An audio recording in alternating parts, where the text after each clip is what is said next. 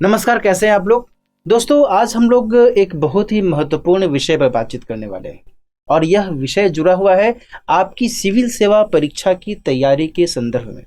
देखिए, आपको पता होना चाहिए कि जब भी आप सिविल सेवा परीक्षा की तैयारी के बारे में सोचते हैं या फिर उसके बारे में विचार करते हैं कि आखिर इस परीक्षा की तैयारी को हम कैसे शुरू करें, कैसे हम इसमें आगे कदम बढ़ाएं, तो कई सारी उलझनों का सामना आपको करना पड़ता होगा। ठीक है, लेकिन यहाँ पर दो बातें बहुत बहुत ही महत्वपूर्ण है। एक बात तो यह है कि इस परीक्षा की तैयारी के लिए आपको इसके पाठ्यक्रम को कंप्लीट करने के लिए, पूरा करने के लिए कई सारे विषयों का अध्ययन जरूरी होता है। ठीक है, लेकिन दोस्तों, यहाँ पर आज की चर्चा में मैं सिविल सेवा परीक्षा की तैयारी से जुड़े हुए एक दूसरे पहलू पर चर्चा करूंगा और दूसरा जो पहलू है वह है कॉमन सेंस, यानी कि एक आम समझ, एक सामान्य समझदारी को भी आपको दरकिनार नहीं करना है यदि आप इस परीक्षा के बारे में बहुत ही चौकस होकर करके, बहुत ही सचेत होकर करके सोच रहे हैं तो।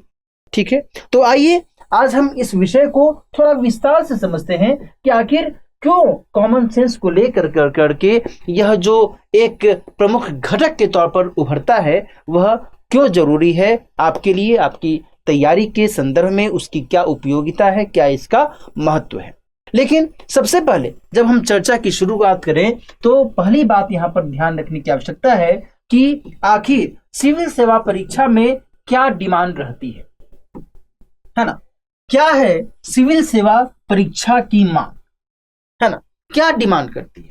जाहिर सी बात है कि युद्ध क्षेत्र में कदम आगे बढ़ाने से पहले ये आइडिया होना चाहिए, ये एहसास होना चाहिए कि आखिर जिस युद्ध क्षेत्र में हम जाने वाले हैं उसका वातावरण कैसा है, युद्ध क्षेत्र में कौन से अस्त्र शस्त्र लेकर करके जो सामने की सेना है वह आने वाली है और मैं उस पर कितने अच्छे तरीके से अपना प्रत्युत्तर, अपना रिप्लाई दे सकता हूं या फिर दे सकती हूं।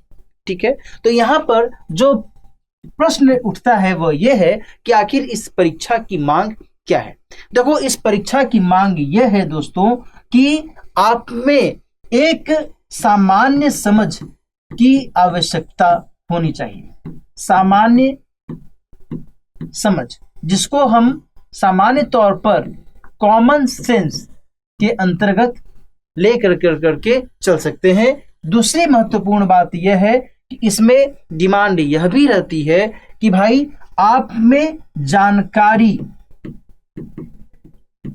प्लस अनुप्रयोगात्मक क्षमता, है ना।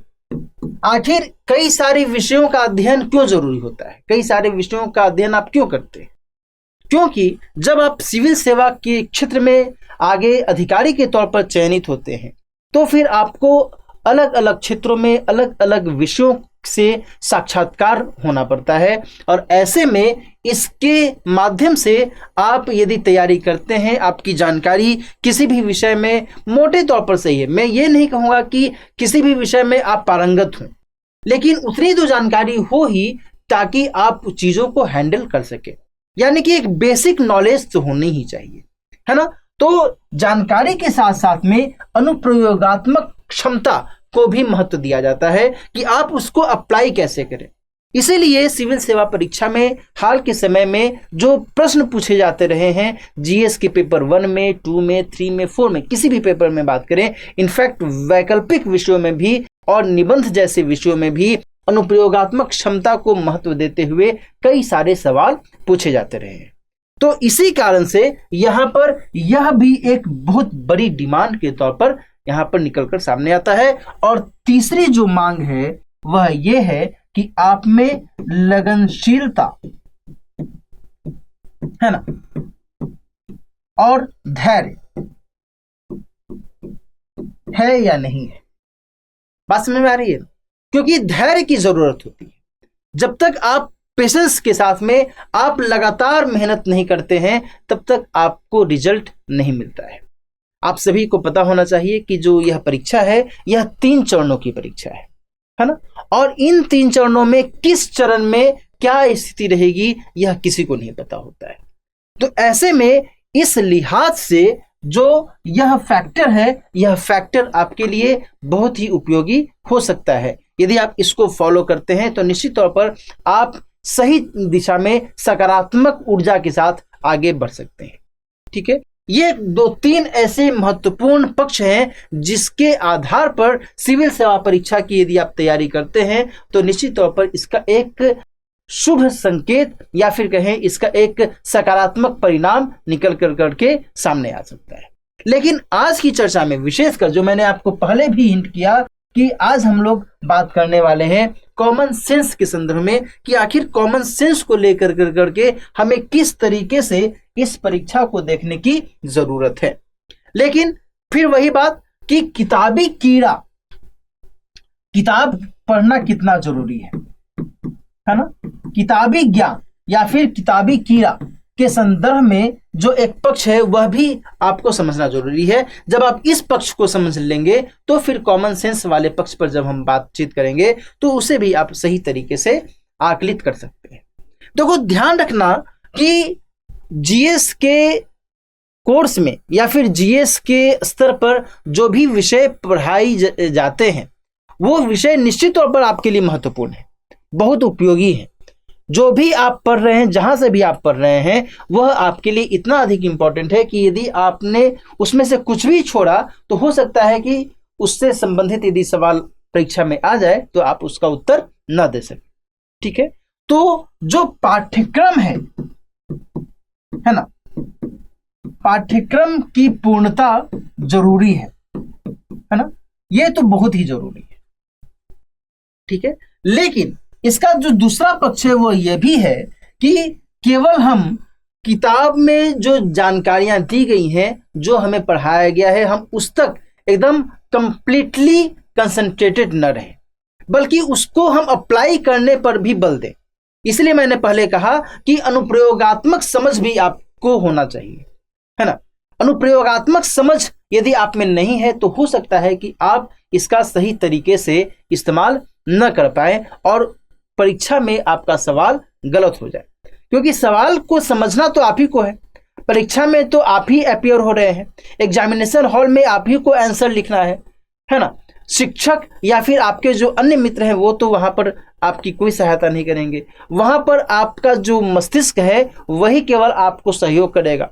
और जब आपका मस्तिष्क उस लिहाज से तैयार नहीं है तो फिर आपको हो सकता है कि आसान सा सवाल भी कठिन लगने लगे और ऐसे में आपकी स्थिति और अधिक विस्मित वाली हो सकती और ऐसे में आपको और अधिक डर लग सकता है ना। तो इस संदर्भ में इस बात का ध्यान रखना है कि पाठ्यक्रम को इस लिहाज से पूर्ण करें, इस तरीके से पूर्ण करें, इस तरीके से हम पाठ्यक्रम को पढ़ें ताकि इसके संदर्भ में जो व्यापकता है ना, व्यापकता को महत्व दिया जा सके।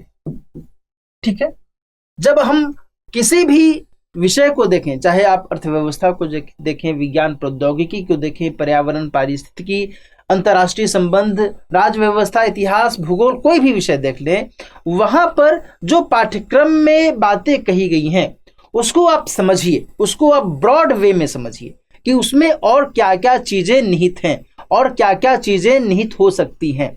उसका आकलन जरूरी है ना, आकलन जरूरी है। आकलन के साथ साथ में उसकी समीक्षा, है ना, एनालिसिस, आप उसे एनालिसिस के तौर पर भी ले सकते हैं, समझ सकते हैं। एनालिसिस कीजिए, एनालाइज कीजिए, इवैल्यूएट कीजिए कि भाई यदि ये चीज है तो क्यों है, इसके पीछे के अन्य पक्ष क्या क्या कुछ है। ठीक है, तो यहां पर एक बहुत ही महत्वपूर्ण बात जो मैं आपको इंगित करना चाहूंगा वो ये है कि जब भी आप पढ़ाई करते हैं, जो भी आप पढ़ते हैं, जो भी शिक्षक आपको किसी भी विषय के संदर्भ में आपको पढ़ाते हैं, मैं हूं या कोई हो, जो भी आप उस दौरान पढ़ते हैं, तो उसके बाद आपको अपने स्तर पर अपना एक थिंकिंग एबिलिटी जो आपकी है उसको और अधिक बेहतर करने की आवश्यकता है। और जब आप इस तरीके से कोशिश करते हैं, इस तरीके से आप अभ्यास करते हैं, तो फिर आप इस स्थिति में आते हैं कि आप चीज़ों को सही तरीके से अप्रोप्रिएट वे में इवेल्युएट कर सकें, उसको आप सही तरीके से आकलन कर सकें, है ना। तो यहां पर यह चीजें अपने आप में बहुत महत्वपूर्ण है। इसलिए मैंने यहां पर लिखा भी है कि किताबी कीड़ा बनने की जरूरत नहीं है।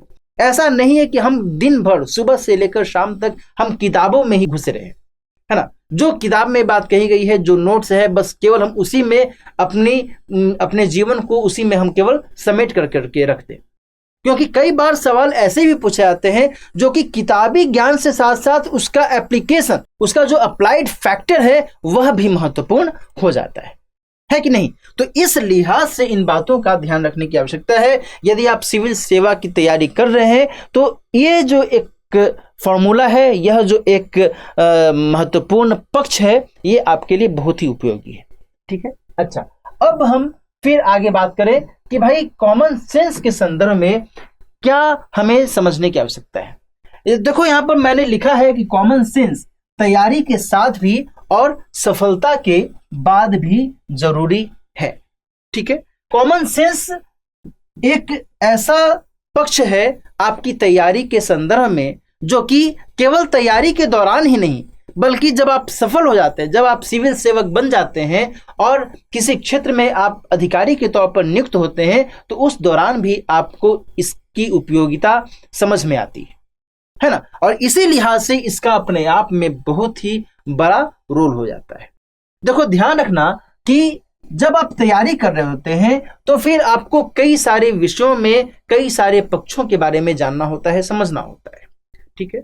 और जब आप उसको पढ़ते हैं तो फिर आप उस चीज के बारे में विचार करते हैं, सोचते हैं, समझते हैं, उसके बारे में आपकी अपनी समझ क्या कहती है, किस तरीके से किसी भी विषय के पक्ष को समझना है, ये जो चीजें हैं ये इसके माध्यम से निर्धारित होती है ना, सामान्य समझ, ठीक है। तो ये अपने आप में बहुत ही जरूरी है। मैं इसे एक उदाहरण के तौर पर बताने की कोशिश करूंगा। देखो 2009 में आईएएस परीक्षा 2009 के मेंस में एक सवाल पूछा गया था और वो ये था कि 26/11 या फिर कहें 26 नवंबर का भारतीय राज्य व्यवस्था के संदर्भ में क्या महत्व है, ठीक है। 2009 के आईएएस मेंस में ये सवाल पूछा गया था। आप पलट कर देख भी सकते हैं, बीते वर्षों के प्रश्न पत्रों में यह सवाल आपको मिल जाएगा। तो 2008 में दोस्तों हुआ यह था कि 26 नवंबर 2008 को मुंबई में आतंकी हमला हुआ था, ठीक है। तो कुछ मेरे जो मित्र थे उन्होंने इस संदर्भ में ही इसको पढ़ा, इस प्रश्न को इसी संदर्भ में समझा कि अच्छा जो आतंकी हमला हुआ था उसी को मद्देनजर रखते हुए यह सवाल बनाया गया है और उसी के आधार पर उन्होंने इसका उत्तर लिख दिया। लेकिन यह जो उनकी सोच थी यह बिल्कुल गलत थी, क्योंकि भारतीय राज्य व्यवस्था के संदर्भ में बात चल रही है और 26 नवंबर के संदर्भ में जब हम बात कर रहे हैं तो फिर इस दिन क्या हुआ था, इस दिन हमारा जो संविधान है बन करके तैयार हुआ था, है ना। और इसके कुछ प्रावधान भी इसी दिन से लागू हुए थे। बात समझ में आ रही है ना। तो और इसी दिन 26 नवंबर 1949, है ना, 26 नवंबर 1949 को ही भारतीय संविधान को अंगीकृत, अधिनियमित और आत्मार्पित किया गया था। बात समझ में आ रही है ना। तो इस संदर्भ में प्रश्न पूछा गया था, जबकि कॉमन सेंस का इस्तेमाल नहीं किया गया। और जब कॉमन सेंस का इस्तेमाल नहीं किया गया तो फिर कुछ बच्चों ने इसका इंटरप्रिटेशन गलत तरीके से किया और उनका जो उत्तर था वह गलत हो गया। ये केवल एक वानगी है, क्योंकि ये मेरे कुछ मित्रों के साथ में यह वाकया हुआ था, इसलिए मैंने आपको इसके बारे में बताया। और ऐसी स्थितियां कई बार निकल करके सामने आती हैं, केवल मुख्य परीक्षा में ही नहीं बल्कि जो प्रारंभिक परीक्षा होती है उसमें भी ये कॉमन सेंस आपके लिए बहुत ही जरूरी होता है। बात समझ आ रही है। जब आप पीटी एग्जामिनेशन में अपीयर होते हैं तो आपने सुना होगा या आप इस्तेमाल भी करते होंगे एलिमिनेशन मेथड, है ना। ABCD में से कौन से को हटा दिया जाए ताकि हमारा उत्तर सामने आ जाए। तो उसमें क्या है, जो एलिमिनेशन मेथड है, एलिमिनेशन मेथड में कॉमन सेंस का ही तो इस्तेमाल किया जाता है ना, कॉमन सेंस। जो भी स्टेटमेंट लगता है कि हाँ ये तो गलत है, जो कोड दिया हुआ है, जो कोड दिए गए हैं, उन कोड के आधार पर आप एलिमिनेट करते हैं और इसके माध्यम से आपका सही उत्तर सामने आ जाता है। बात समझ में आ रही है? तो इस लिहाज से आपको ये जो एक पक्ष है, ये पक्ष मजबूत करने की आवश्यकता है, ठीक है। लेकिन यहां पर एक बात यह भी है कि आपके मन में एक सवाल उठ रहा होगा, पैदा हो रहा होगा कि सर कॉमन सेंस को हम कैसे डेवलप करें, कैसे हम इसको बेहतर बनाएं। ये से तो किसी भी किताब की दुकान से खरीदा नहीं जा सकता है ना, नहीं इसको आप ऑनलाइन परचेज कर सकते हैं। तो कॉमन सेंस के बारे में बहुत ही आसान सा तरीका दोस्तों ये है कि आप अपने थॉट प्रोसेस को बेहतर बनाइए, है ना। जब आप अपने थॉट प्रोसेस को बेहतर बनाते हैं तो फिर यह अपने आप में आपके लिए एक बूस्टर का काम करता है ना।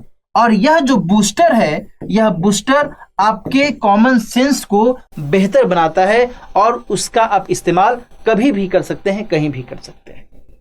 बात समझ में आ रही है ना?